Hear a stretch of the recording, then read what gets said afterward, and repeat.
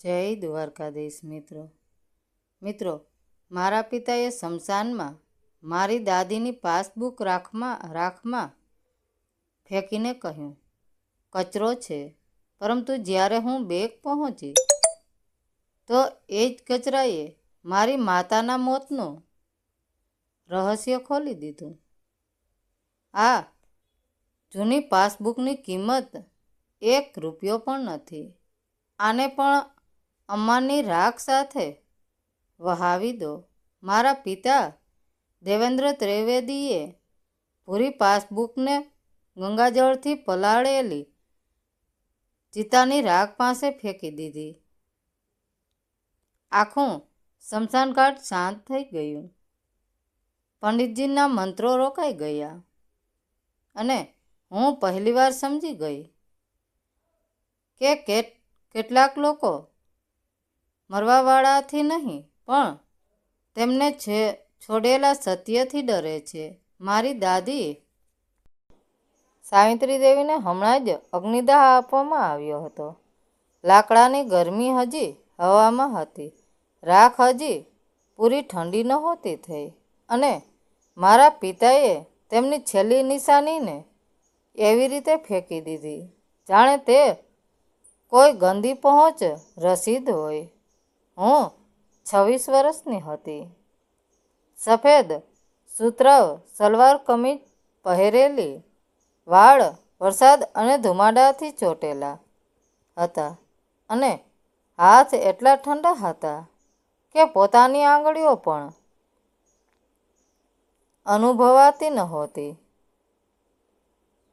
મારી સાવકીમાં રંજનાએ પાલવ સરખો કરતા ધીમેકથી કહ્યું, બિચારી હજી પણ વિચારે છે કે ડોશીએ આના માટે કોઈ ખજાનો છોડ્યો હશે.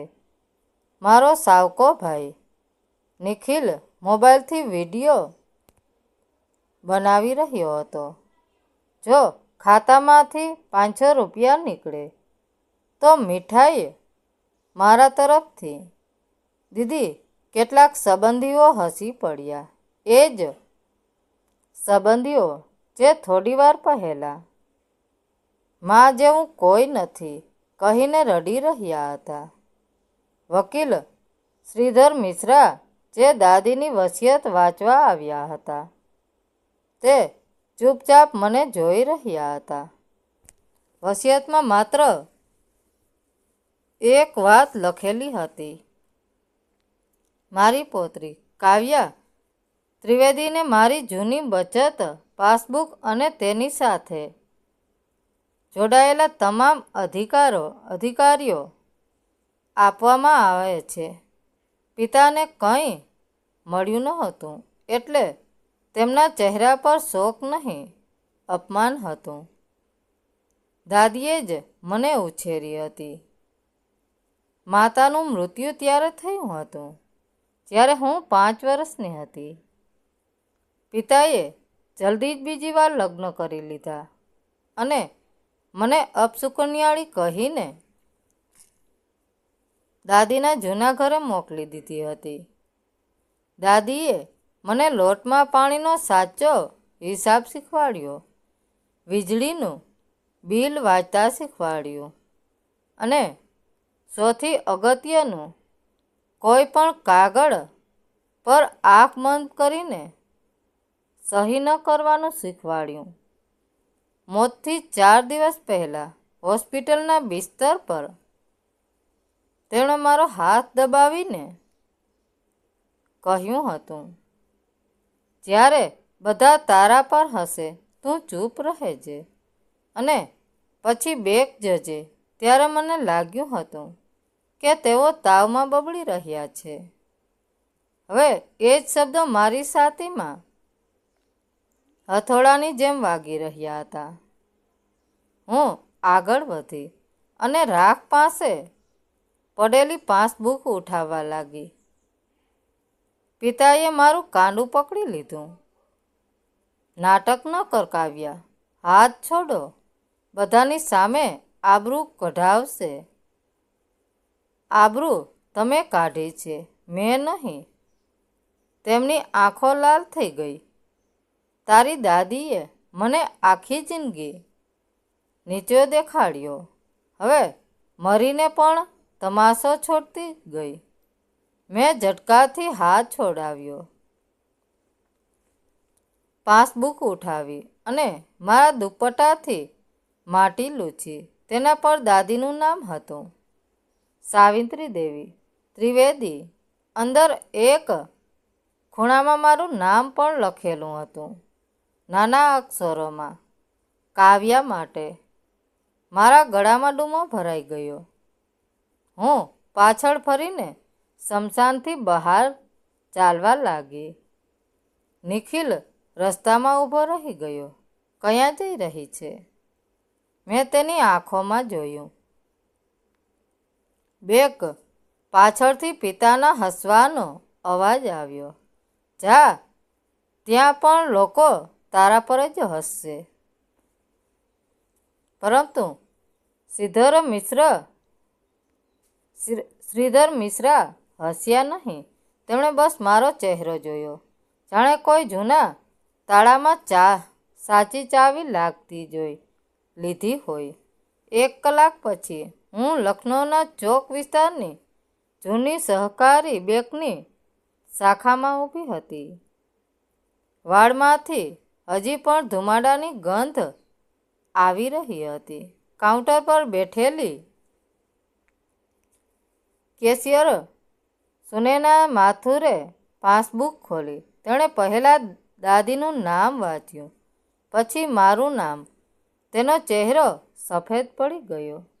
તેણે તરત ફોન ઉપાડ્યો અને ધ્રુજતા અવાજમાં કહ્યું, દરવાજો બંધ કરી દો, પોલીસને બોલાવો. છોકરીને બહાર ન જવા દેતા. મારા પગ નીચેથી જમીન સરકી ગઈ. મેં પૂછ્યું, મેં શું કર્યું છે? સુનૈનાએ મારી તરફ એવી રીતે જોયું, જાણે હું કોઈ ગુનેગાર નહીં, પણ કોઈ મોટા ષડયંત્રની જીવંત સાક્ષી હું. બેંકના ભારે લોખંડના દરવાજા ખટાક અવાજ સાથે બંધ થઈ ગયા. સિક્યોરિટી ગાર્ડે તરત જ શટર પાડી દીધું. હું હજી પણ કાઉન્ટર પાસે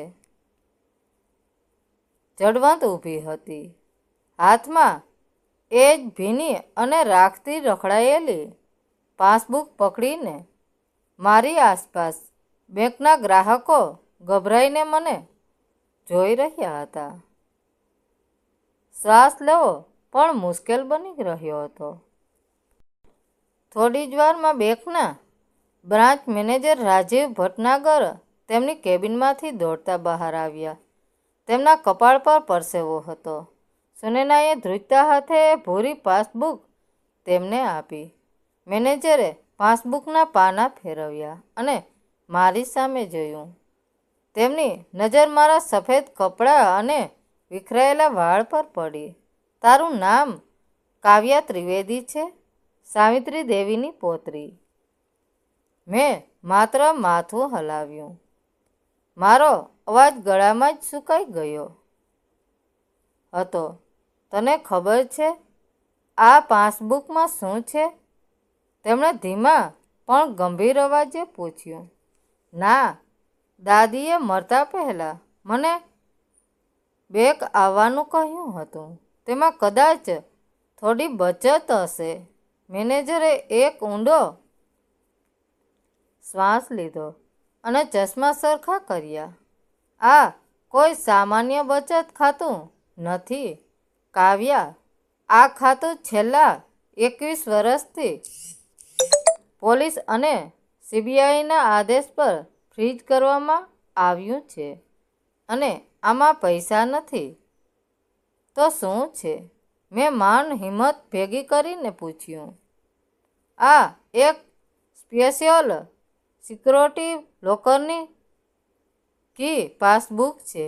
21 વર્ષ પહેલાં જ્યારે તારી માતા ગરિમા ત્રિવેદીનું શંકાસ્પદ સંજોગોમાં મોત થયું હતું, એના બરાબર બીજા દિવસે તારી દાદીએ આ લોકર લીધું હતું.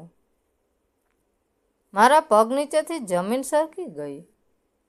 21 વર્ષ પહેલાં, જ્યારે હું માત્ર 5 વર્ષની હતી, પિતાએ હંમેશા કહ્યું હતું કે માનું મોત હાર્ટ એટેકથી થયું હતું. મેનેજરે આગળ કહ્યું, તારી દાદી સાવિત્રી દેવીએ આ લોકર તારા નામે કર્યું હતું, પણ એક અત્યંત કડક શરત સાથે.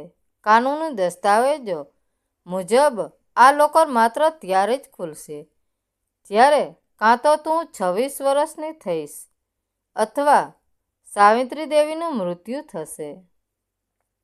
અને જ્યાં સુધી આ બેમાંથી એક શરત પૂરી ન થાય, જો કોઈ પણ આ પાસબુક લઈને બેંકમાં આવે તો તરત જ પોલીસને જાણ કરવી. બરાબર એ જ સમયે બેંકની બહાર પોલીસ સાયરનનો અવાજ સંભળાયો. શટર ખુલ્યું અને પોલીસ ઇન્સ્પેક્ટર વિક્રમસિંહ બેંકમાં દાખલ થયા. તેમની સાથે એક મહિલા કોન્સ્ટેબલ પણ હતી. ઇન્સ્પેક્ટરે પાસબુક હાથમાં લીધી અને મારી સામે જોયું. કાવ્યા જી, તમારી દાદી એક ખૂબ જ બહાદુર અને દૂરદેશી મહિલા હતા. તેમણે 21 વર્ષથી એક એવો પુરાવો પોતાની છાતી પર પથ્થર મૂકીને સાચવી રાખ્યો હતો જે તમારા પિતાને ફાંસીને માંચડે પહોંચાડી શકે છે. પુરાવો કેવો? પુરાવો. મારી આંખોમાંથી આંસુ વહેવા લાગ્યા હતા. તમારી માતાનું મોત બીમારીથી નહોતું થયું, કાવ્યા, તેમની હત્યા કરવામાં આવી હતી. તમારા પિતા દેવેન્દ્ર અને રંજના તમારી સાવકીમાં તમારી માતાના નામે કરોડોની પ્રોપર્ટી અને વીમા પોલિસી હતી. તમારી માતાના મોત પહેલાં રિસોર્ટ પોસ્ટમેન્ટના અસલી કોપી અને તમારા પિતાનો ગુનો સાબિત કરતા હતા પત્રો. એ બધું આ બેંકના લોકર નંબર 404માં બંધ છે. તમારી દાદી જાણતા હતા કે જો આ વાત ત્યારે બહાર આવશે તો તમારા પિતા પૈસાના જોરે બચી જશે અને શાયદ તમને પણ રસ્તામાંથી હટાવી દેશે. એટલે જ તેમણે તમને મોટા અને સમજદાર થવા સુધી આ રહસ્ય પોતાના દિલમાં દબાવી રાખ્યું. મને અચાનક શમશાનનું રહસ્ય યાદ આવ્યું. પિતાનું એ પાસબુકને ગુસ્સામાં રાખમાં ફેંકવું, તેમનો ડર, રંજનાનો કટાક્ષ. હવે મને સમજાયું કે દાદીએ મને કેમ કહ્યું હતું કે જ્યારે બધા તારા પર હશે તું ચૂપ રહેજે, અને કેમ તેમણે મને ક્યારેય કોઈ કાગળ પર આંખ બંધ કરીને સહી ન કરવાનું શીખવાડ્યું હતું. તેઓ મને આજના દિવસ માટે તૈયાર કરી રહ્યા હતા. ચાલો, લોકર ખોલવાનો સમય આવી ગયો છે, ઇન્સ્પેક્ટરે કહ્યું. મેં મારા આંસુ લૂછ્યા અને કડક અવાજે કહ્યું, મારે મારા પિતા સામે અત્યારે જ એફઆઈઆર નોંધાવવી છે. હવે મારા હાથ ઠંડા નહોતા.